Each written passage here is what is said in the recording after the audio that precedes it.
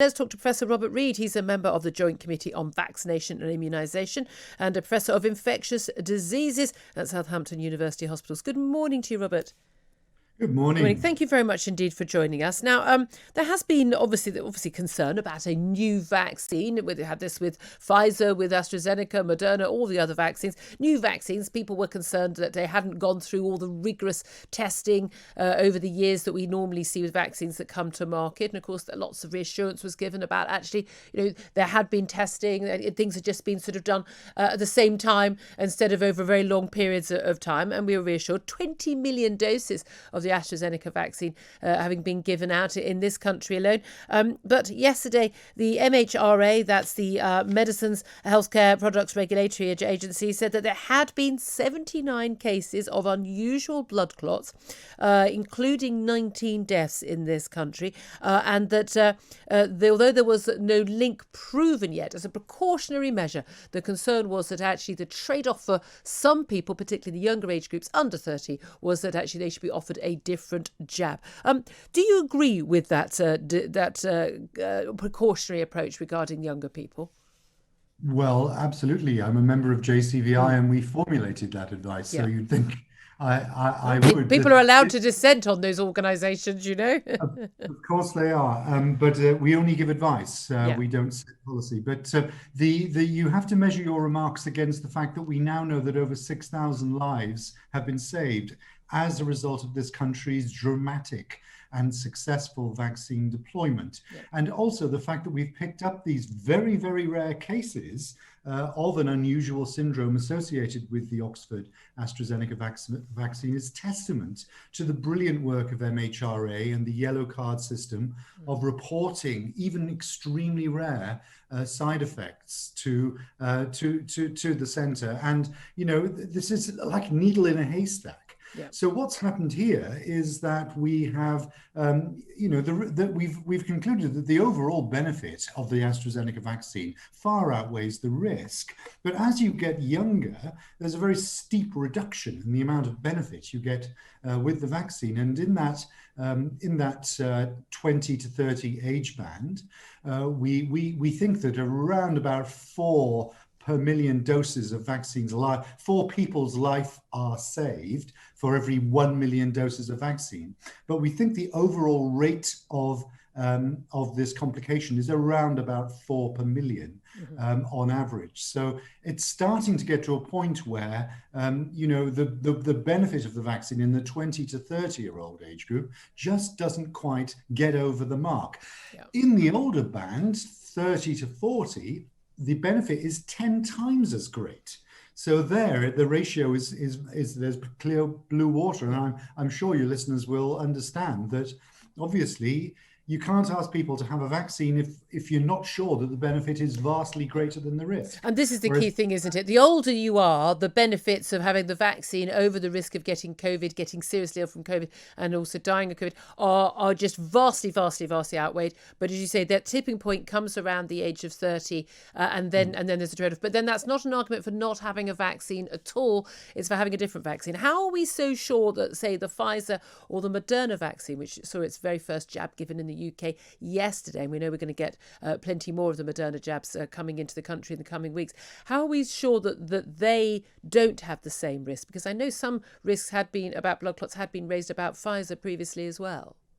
Oh, so we've had MHRA have had a really good look, and there haven't been any of these unusual syndromes so far in the UK reported. There have been 1 or 2 reports from other parts of the world.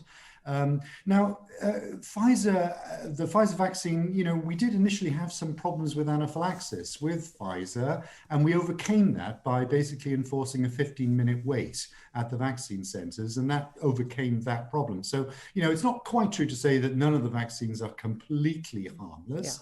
Because there's no such thing as a completely harmless vaccine or drug of any sort, is there? There's always some tiny, tiny risk to some people. Absolutely. And many of your listeners will know, because they've had the AstraZeneca vaccine and they've also had the Pfizer, that you get some minor side effects like headache and some flu-like illness. It's not completely harmless.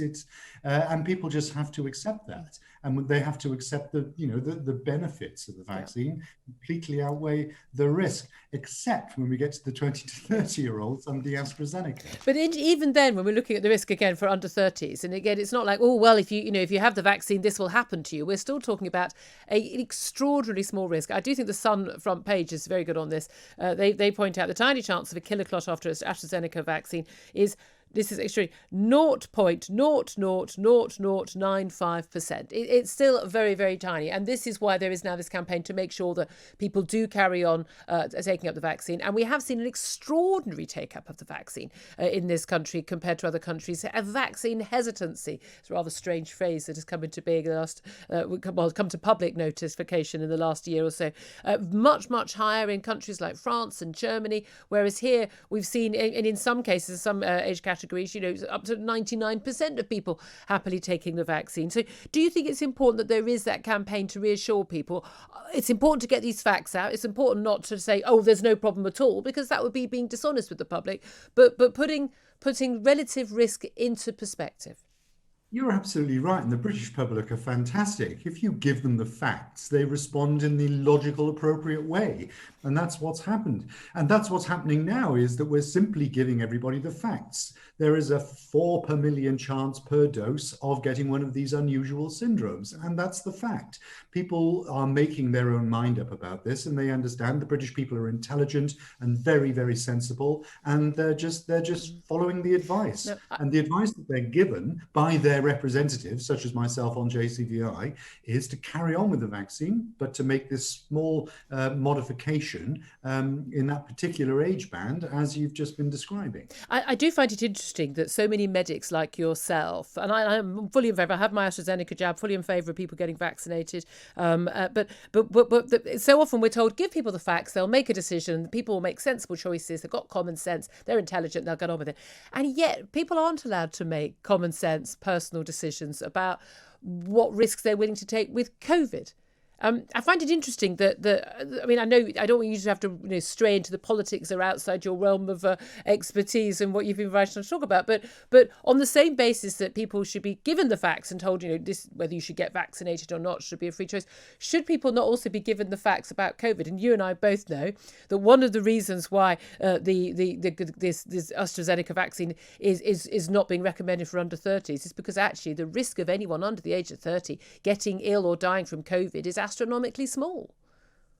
Well, yes, but dying, yes, but I mean, COVID does things more than kills you. I mean, it does give you. It's associated with a range of really rather nasty syndromes, such as long COVID and etc. And so, it's not just a sort of one-trick pony. This infection. No, but flu can kill. I know people who've had flu and who've had long problems with that as well. I mean, it's just interesting that the government and the medics are really happy for the British public to make decisions on the vaccine on this front, because we're all so sensible and show common sense, but not when it comes to the COVID.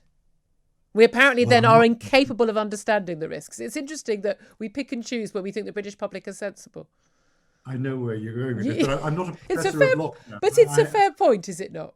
It's an absolutely fair point, and I but I'm not an expert on lockdown. Or I understand that. I don't want to stray into difficult territory for you. Can I ask you though about two really interesting points? The UK now has, as at this moment, the lowest death rate in Europe in terms of deaths per million. Right now, we are below Denmark and Norway, countries have had extraordinary, either very successful or very lucky experiences when it comes to COVID in the last year. Eastern European countries now going through some very horrific death rates, but also University College London predicting that as of next Monday, we are going to reach over 73% of people with antibodies protection, either from having the vaccine or from having had COVID themselves, and we will have reached herd immunity. At that point, should we not be thinking about an early release from lockdown?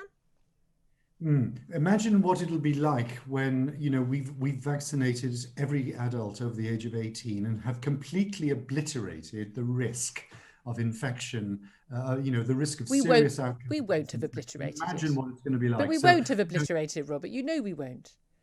No, we won't have completely obliterated it, but we'll certainly have a very, very good baseline of immunity from which we can move onwards with any new variants that mutate in foreign shores. You know, it means that we'll be much tougher as a country as we go forward into 2022, which we expect then to see incursion of new variants of this virus, because it's already happening all over the world. And if we've got everybody vaccinated as much as we can, then it gives us a fantastic springboard for booster vaccinations for our population to protect them as new variants emerge in other parts of the world. Okay.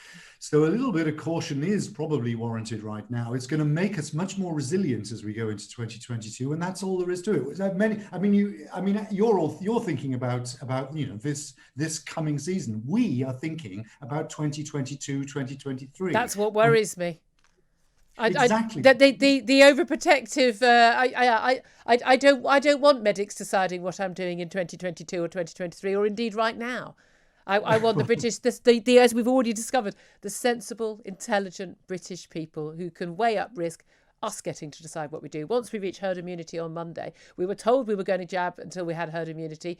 We're going to have herd immunity. What's left to do? People can carry on getting the jab, but we can still be free until then, surely. To be fair, you weren't told that. I mean, the head of the vaccine task force, Kate Bingham, said categorically we were only going to vaccinate those who are most vulnerable. Matt Hancock, the health secretary, said that it's January the 7th, and interviewed the Spectator, that we would cry freedom at the point at which we had jabbed the over 70s with one jab. It's well documented from numerous senior politicians and medical people. The aims and objectives of the vaccine program were to prevent death and hospitalization. That's what is being achieved, and will be achieved 100% if we can get all of the adults vaccinated. 100%. Oh, we're going for zero COVID, are we? I think it would be very desirable to give our population the resilience it needs to go forward into any new wave that might emerge. It's certainly true.